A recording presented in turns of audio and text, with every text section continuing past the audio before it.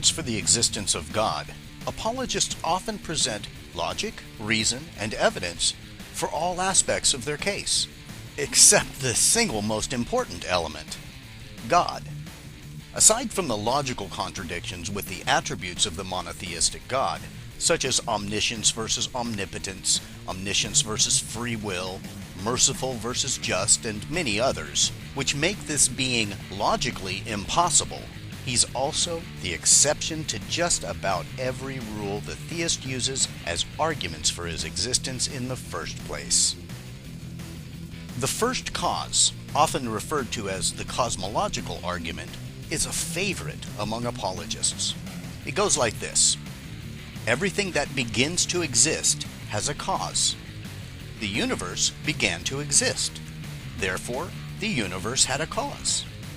At first pass, it sounds slick, but this argument is chock full of fallacy.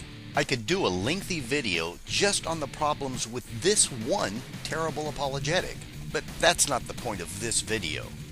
Now, that said, I can't just let it sit there like a turd on the lawn without at least pointing out one of its most obvious flaws.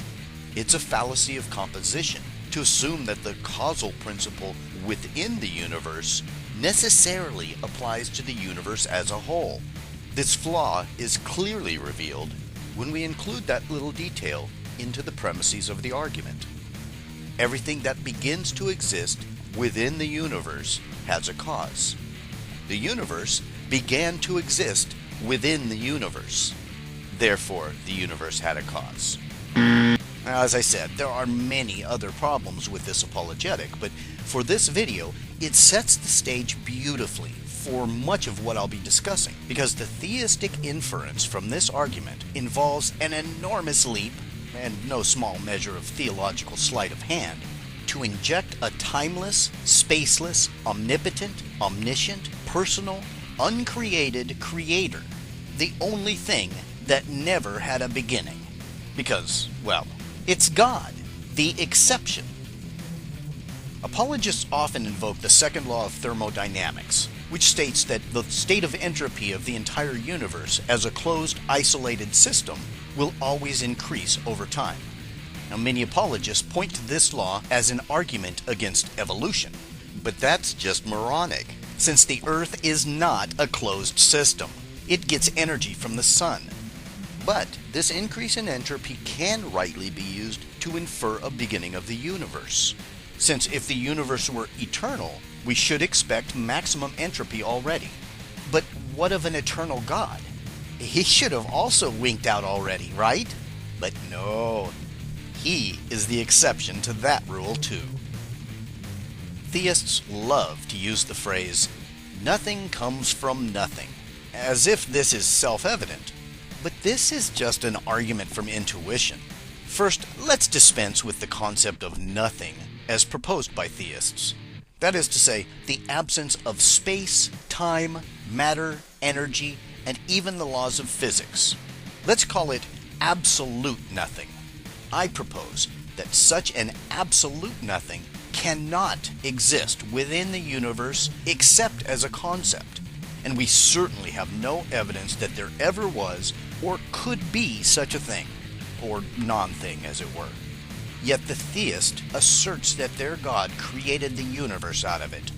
It's a baseless assertion with no precedent or possibility of verification or falsification, and as such is simply a non-starter. But even if we were to grant that nothing comes from nothing, the proposed creation act of their God presents an exception to the rule. Theists often insist that information can only come from a mind, but in our experience, despite claims of a soul or the survival of consciousness after death, what we have observed is that the mind is the product of a living physical brain.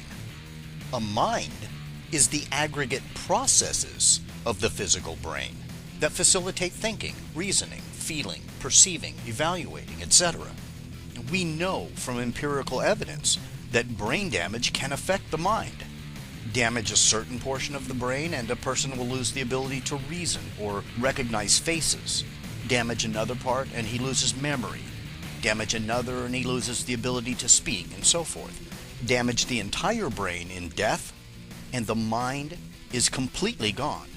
In no case have we ever observed the processes we call mind in the absence of a physical brain.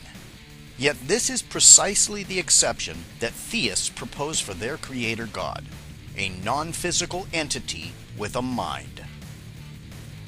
The assertion that God exists beyond space and time is particularly convoluted, perhaps even nonsensical. I mean, what does it even mean to exist in the absence of the space-time frame of reference? In our experience, we can only relate existing to the space-time realm we call reality. If a thing is not part of this reality, we cannot claim it exists. Objects in the universe can be detected, either directly or indirectly, when they interact with reality in some way that can be observed or measured. We know, for instance, that black holes and dark matter exist. Not because we can see them directly, but by measuring the gravitational effect they have on other objects. But God is described as not being a physical object, and as such we cannot observe or measure him either directly or indirectly. In addition to physical objects, the non-physical also exists. Concepts such as absolute nothing or abstract objects such as numbers certainly exist in the minds of intelligent beings, even if they don't exist as material things in reality. The point here is that all we can claim knowledge of is within the universe in which we reside, a realm of space and time. Claims about the existence of anything outside this realm are just speculation or imagination. But concepts, abstract objects, speculation, and imagination cannot act upon reality as intentional agents. God seems to fall into one or more of these non-physical categories. Yet theists assert that he acts as an intentional agent as well, an exception to what we know about reality. God is said to be all-powerful, existing everywhere at once, and yet unseen. Now, each of these attributes, whether taken together or separately, apply to no one we have ever observed in reality. Omnipotence is really the linchpin for many of the claims about what God has done. But let's face it, omnipotence is just another word for magic. The purported omnipotence of God is a baseless claim, which has no evidential support, and whose only precedent comes purely from imagination.